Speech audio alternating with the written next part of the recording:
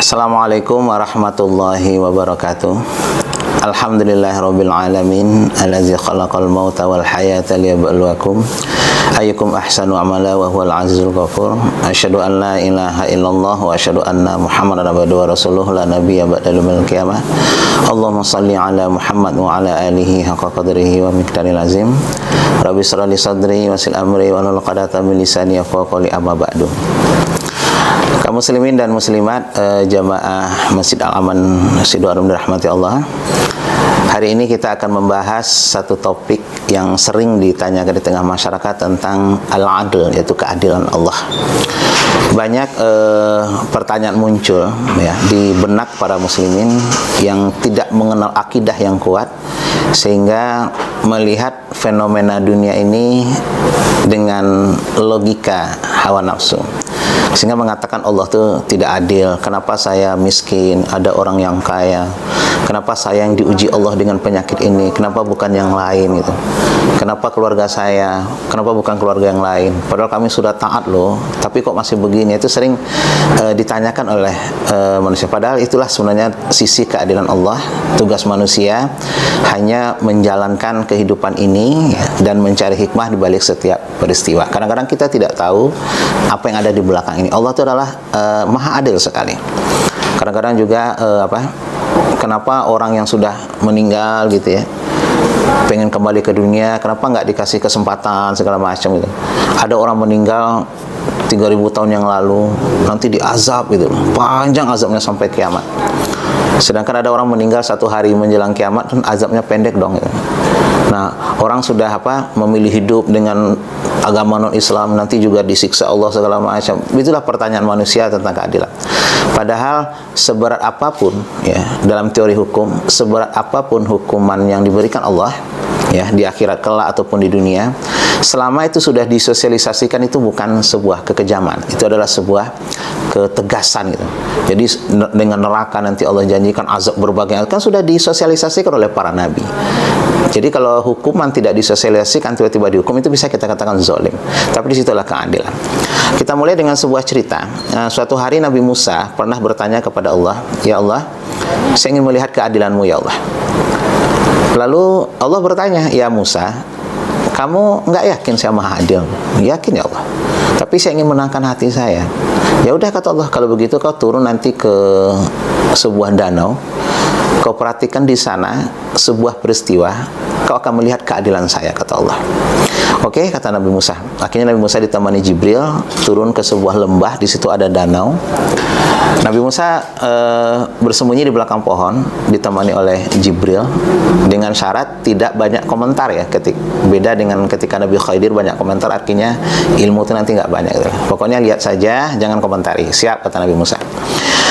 Nggak berselang lama, datanglah seorang penunggang kuda. Dia gagah perkasa, ada pedang di punggungnya. Kayaknya dia orang pejuang atau gimana gitu. Dia turun dari kudanya. Niatnya adalah mencuci muka dan mengambil seteguk air untuk diminum. Begitu dia kembali ke atas kudanya, kantong duitnya jatuh. Kantong duitnya jatuh, prek gitu. Nabi Musa sebenarnya pengen ngasih tahu, ya, "Pak, kantong duitnya jatuh," tapi diingatin oleh Jibril, jangan komentar dulu ya. Akhirnya udah berangkatlah bapak itu tanpa dia tahu kantong duitnya jatuh gitu. Gak berselang lama, datanglah seorang anak kecil usia 13 tahun. Dia juga niatnya hanya mencuci muka di tempat itu, mengambil seteguk air. Begitu dia melihat kantong duit, dia ambil duit itu. "Wah, ada duit nih," itu diambil pulang anak kecil. Nabi Musa pengen komentar lagi, "Wah, itu duit orang, jangan diambil," tapi kan sudah janji no comment itu. Oke. Apalagi kejadian. Nah, setelah peristiwa itu, yang ketiga datanglah seorang yang sudah sepuh, sudah tua. Usianya kira-kira 60 tahunan. Tujuannya sama, mengambil seteguk air untuk membasuh muka dan minum.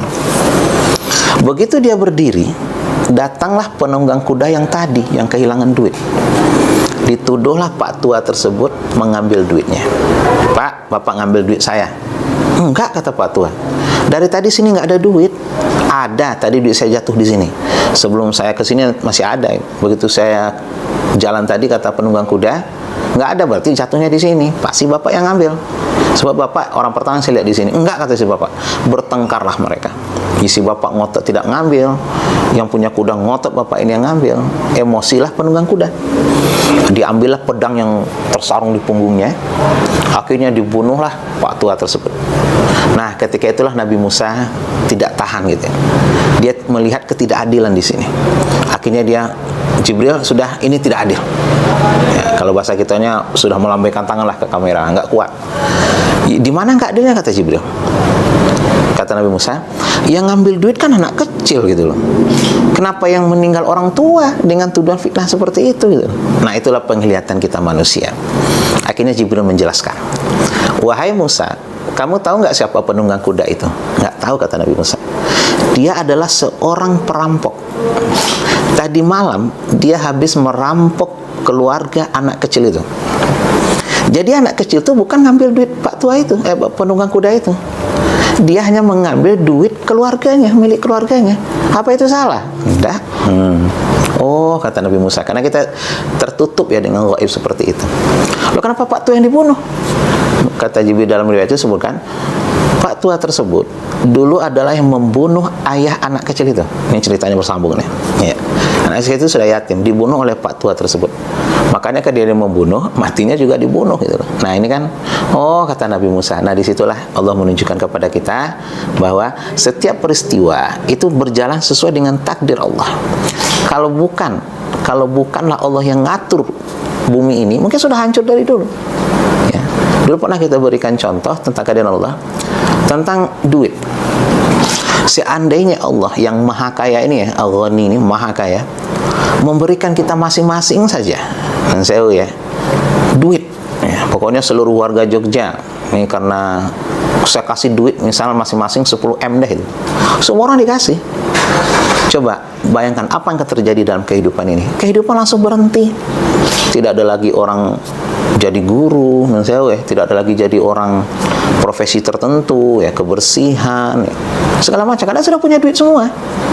Mungkin tidak ada lagi orang buka warung makan, warung kelontong, jadi sudah punya duit. Makanya Allah pertikaikan ekonomi kita, ada yang gampang dan susah, biar kehidupan ini bersinambung, berjalan terus itu. Coba kalau semuanya sarjana, kebayang nggak nanti dengan profesi-profesi yang harus dijalankan oleh seseorang. Dia mau kuliah, mungkin ijazahnya hilang, bapaknya meninggal, tidak punya uang. Jadi dalam Islam itu tidak melihat profesi, ya, amal itu dari Allah, tapi nilai daripada itu yang diberikan Allah. Bukan masalah, oh kita lebih mulia, itu namanya kabir, mutakabir, sombong. Jadi ketika Allah memberikan kita kelebihan begitu, tujuan Allah adalah untuk menguji kita juga. Bersyukur nggak kita dengan kelebihan diberikan Allah kepada kita dari segi keilmuan. Sedangkan orang-orang yang di bawah sabar nggak dengan ujian Allah, itu saja kok. Semuanya diuji oleh Allah di muka bumi ini, sebagaimana yang kita jelaskan dulu. Nah, dalam konteks seperti ini, itulah letaknya keadilan Allah. Ya, bagaimana Allah kadang-kadang membagi. Ini lihat dengan bentuk bumi saja. Misalnya orang-orang di benua Afrika yang memang gersang seperti itu, mereka diberikan visi yang kuat, yang tinggi, keras. Nah, kita orang-orang Asia yang kecil-kecil lah, mungil-mungil dibandingkan mereka, tapi Allah berikan kita keindahan alam, apalagi Indonesia. Indonesia itu menunjukkan kepada kita sungainya mengalir di mana-mana gitu ya, dan segala macamnya.